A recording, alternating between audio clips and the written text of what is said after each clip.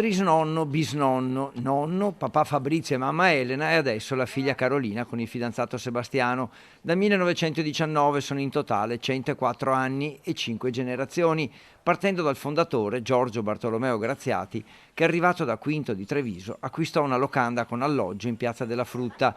Oggi la pasticceria Graziati è un'impresa familiare che dà posti di lavoro, investe in macchinari sempre nuovi e produce il famoso millefoglie unendo tecnologia e tradizione. Rappresentano la forza della nostra economia, rappresentano la forza del nostro territorio, insomma, quinta generazione. Evidentemente tu arrivi alla quinta generazione perché ci credi, perché ci hai messo passione, tanto lavoro, perché hai saputo superare tutte le avversità possibili e immaginabili. Regalano emozioni, rendono bella questa piazza straordinaria.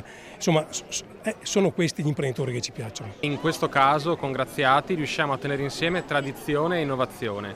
La tradizione che è il prodotto, la qualità, anche un servizio che è caratteristico, e l'innovazione perché questo luogo ha saputo rinnovarsi, essere molto accogliente, un luogo amato dai padovani ma anche dai turisti e che fa anche avvicendamento generazionale, avvicinando anche energie fresche. La quinta generazione è rappresentata da Carolina Graziati e Sebastiano.